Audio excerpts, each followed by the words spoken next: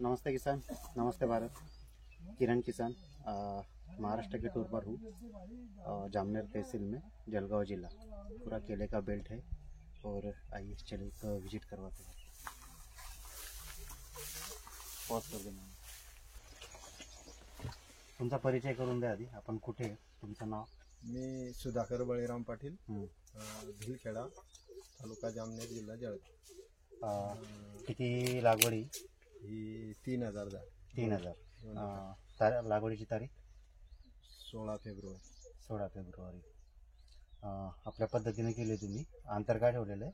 5 bye 5.5। 5 bye 5.5 zigzag पद्धतीने। Zigzag. बरं।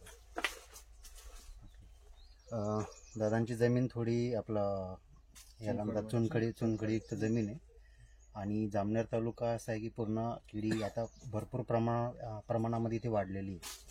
जास्त करून कांदेबाग इकडे जास्त घेतात, म्हणजे सप्टेंबर पासून तर फेब्रुवारी मार्च पर्यंत खूप कांदेबाग येतात इकडं। आणि बी किसानची रोपं तिथं ही 4 सायकलची होती ना, 6 सायकलची 17 रुपये। हां 4 सायकलची। 16 फेब्रुवारी जवळपास आता 8 महिने। हे पाणी नसल्यामुळे पूर्ण सुकून गेले होते आणि उन्हाळ्यामध्ये खूप उन्हाळ्यामध्ये झाडाची वाढच थांबून गेली। एवढंच होतं ते जून मध्ये। बिलकुल असं पूर्ण जवळपास एप्रिल पासून 15 एप्रिल पासून 15 जून पर्यंत कडक ऊन होतं। कडक ऊन होतं पूर्ण ऑल ओव्हर इंडियामध्ये। त्या उन्हामध्ये फक्त पोंगा हिरवा होता तिथे, पोंगा हिरवा होता। आणि हे भाऊ म्हणत काढू नको, रोपाचा येतो येईलच, फक्त पाऊस आला बरोबर की ते ऑटोमॅटिक होईल। आणि जसं पावसाला सुरुवात झाली नंतर ग्रीप पकडली आणि पाऊस उशिरा झाला यावर्षी, आमच्या भागात तरी उशिरा झाला। इकडे पौरी आमच्या इकडे पाऊस होत होता, पण इकडे आमच्या एरियात पाऊस नव्हता। मी नाहीच म्हणत होतो, मी ठेवतच नाही, काय ते चितच लागत नव्हतं एकही पाणी। जवळपास ते उन्हाळ्यामध्ये सगळीकडेच कंडिशन तशी होती। ज्यांच्याकडे पाणी आहे ना त्यांचा सुद्धा प्रॉब्लेम होता। पण मग ते आता जरा बरं वाटलं, बरं वाटतं।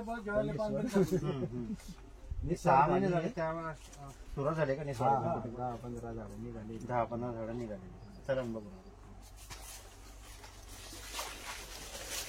तो देख सकते हैं इसको, तने की साइज और गैपिंग वगैरह एकदम परफेक्ट चल रहा है।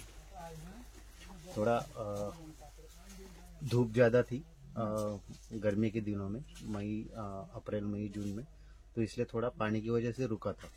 लेकिन अभी जब से बारिश शुरू हुई है पानी अच्छा मिलने लगा, तब से ग्रो करने लगा।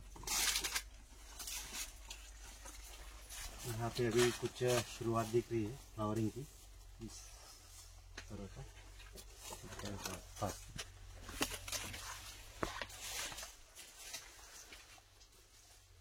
मस्त निघतोय। बरं, मला एक सांगा, फेब्रुवारी मध्ये म्हणजे थंडीमध्ये लागवड होती तुमचं आणि त्याच्यानंतर उन्हाळा आला। 3000 किती लागवड होती? 3100 झाड होतं। 3100 होते। त्याच्यामध्ये मरचं प्रमाण किती होतं? सीएमई किती होतं? सीएमई वगैरे काही नसल्यासारखं एक बी याच्यामध्ये नाही, सीएमई नाही। सीएमई आमच्या याच्यामध्ये आहेच नाही, फक्त याची मर झाली होती ना। हा, तर त्याचे रोप सांडले तुम्ही? रोप बी सांडले नाही, त्यानेच बाजूला जे निघाले ते निघालं ते ठेवले होते, पण ते वाढले नाही काही। ऊन येऊन जातं ऊन नाही, ते साईड मध्ये दाबले। म्हणजे आता ते 3000 मध्ये तरी बी 2400-2500 झाड आहे। मध्ये गॅपिंग झाली थोडी, काही ठिकाणी म्हणजे जास्त मर झाली होती अशी। ते त्याच्यामुळे। बरं, केळी कधीपासून करता तुम्ही?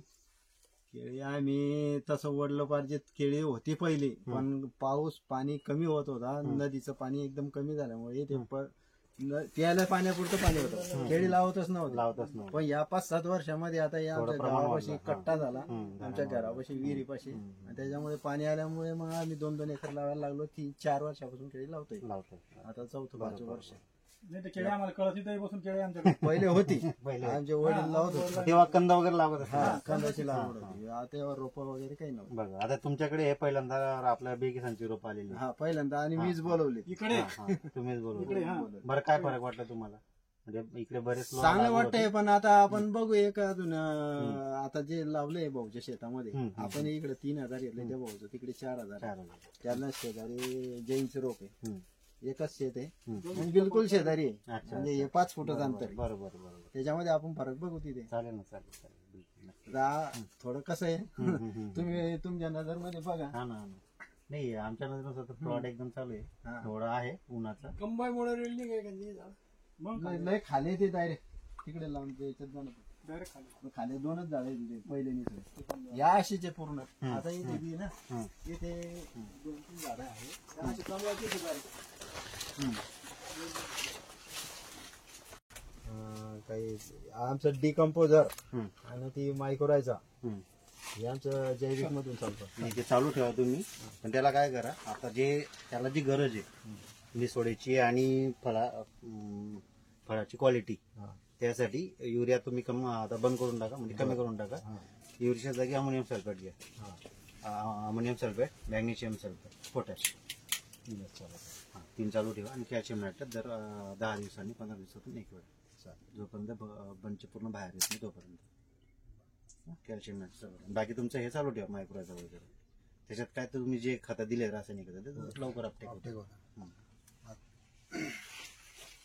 जैविकचे एक जीवाणूचे किट मागवलंय आम्ही मायक्रोरायझा काय म्हणजे पीएचबी ते पूर्ण किट बोलवलंय ते म्हणजे 2 दिवसात पोहोचेल आमचं. ठीक आहे ना ठीक आहे.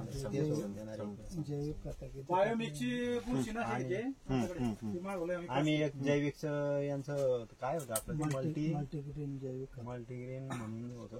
बरं नाशिक कंपनी ती ते त्याची एक ड्रिंचिंग आणि एक दाणेदार खालून ते पण एक वेळा वापरलंय त्याला उन्हाळ्यामध्ये आणि ते